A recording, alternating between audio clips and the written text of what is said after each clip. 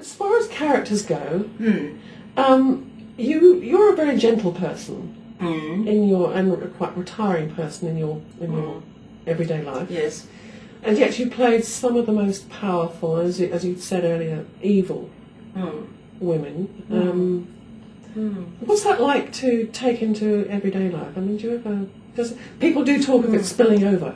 Does it ever spill over for you? What's it like? Well, I think it could. I mean, I think that's an interesting question.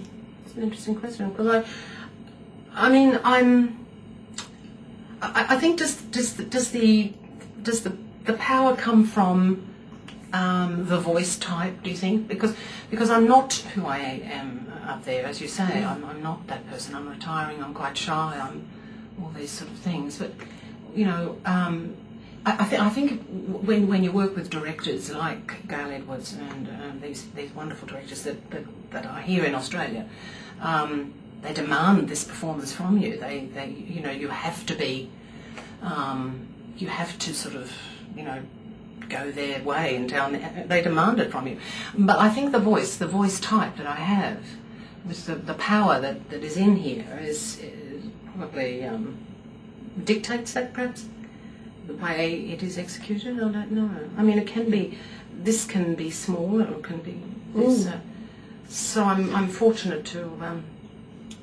But when you perform, I mean, I know you have the instrument, which is this little gizmo in there in your throat. But actually, what comes out is I mean, some people have a voice and they can't do anything with it. And I don't know why. I don't know why that is. If they have a voice, then why can't they do something like that? But I think when you're built, you know, broad, big bones, you know, I mean, I've got the ability to deliver the big performance, you know, sort of thing.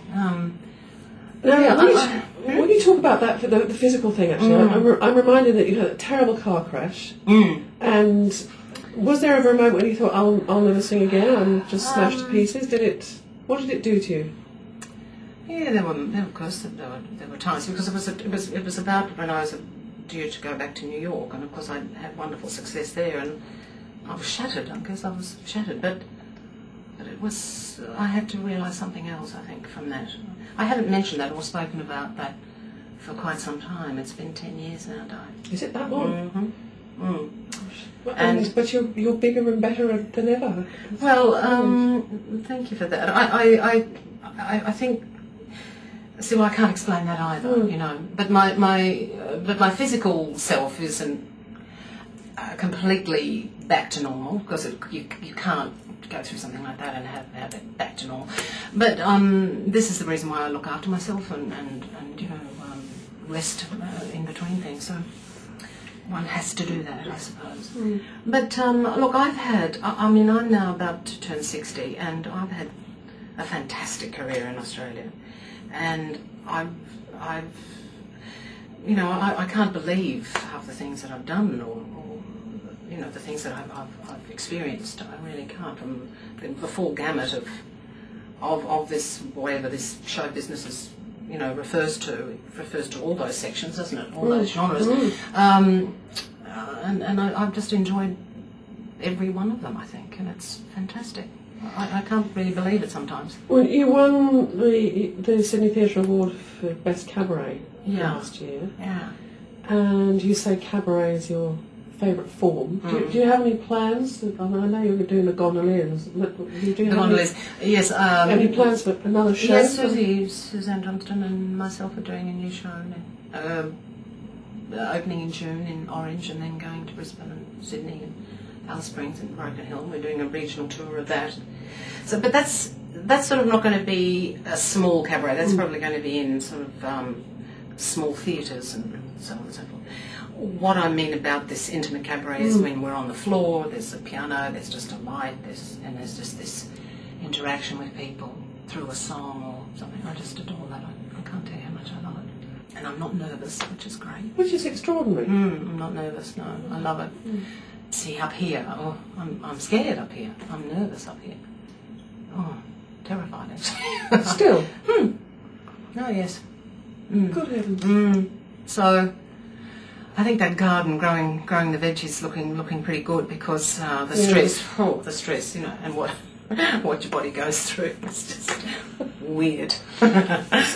So right, you're going to grow vegetables. Yeah. Fine. Do tell us about. Oh well, you know, become a little self-sufficient because I, you know, live in the outside of Melbourne and 2 acres, so it's a perfect place to grow the veggies, and I think that's the way to go. You know? So you're going to have a sort of Peter Cundall veggie patch. Oh, I'd love to. I think there comes a time, you know, there comes a time, Yeah. and you know, look, I might be hanging things up too soon. I don't know, but I think that's what I want. I want to do that. I mean, if I have the money to retire, of course. You know, you've got to have money, haven't you? You've got to have, you know, I love reading, and I do a bit of painting and being with the dogs and sitting under a tree. And I'm a completely different person to how I was when I was, you know, 20 and 30 years old. It's a nice thing, you know, when you mature, coming through those phases of your life. Yes, you would hope so, wouldn't you? But, you know, it's great when women come and men come into this phase, and you know, there's a lot going on out there, isn't there? There's a lot of change in the world, and there's a lot of it that's not very nice. No, that's right. I think. I mean, is it introspection, or is it actually about? Is it about being part of a grounded life? I don't want to make that sound too.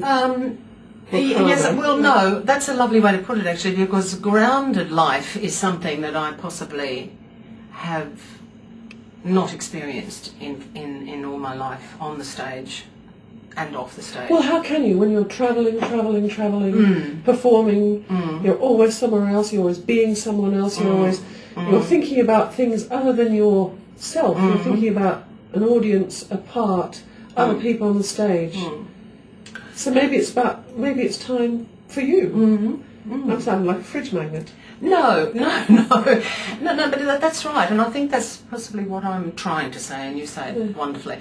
But it's just, you know, I want to keep on living in hotel rooms and, you know, and being away from my home, because I've certainly settled where I now found this place in the Dandenongs. There's no question about that, and it's beautiful, and I miss it when I am not there. So that's telling me something too.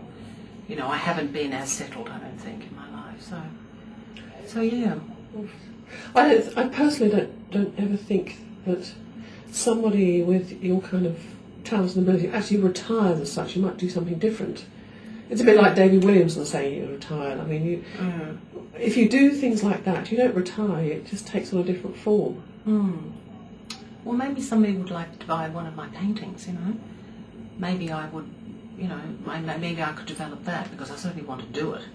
And I do it now just for fun, for my own sort of pleasure. But maybe if somebody said, gee, that's fantastic, I'd be very excited. Give me the money. That's right, give me the money. Yeah. But look, gee, it's amazing to even focus in on sort of something. But, you know, it has been 40 years now. Since last November it was my sort of 40th anniversary in this business, and it's been wonderful, absolutely wonderful. So, you know, you arrive at the Opera House. I mean, my God, this is the pinnacle of the whole thing. We're in this amazing house, and it ceases to amaze me just walking toward it. You know.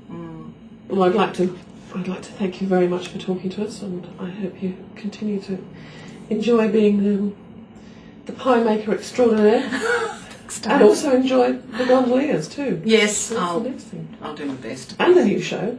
Thanks. Thank you.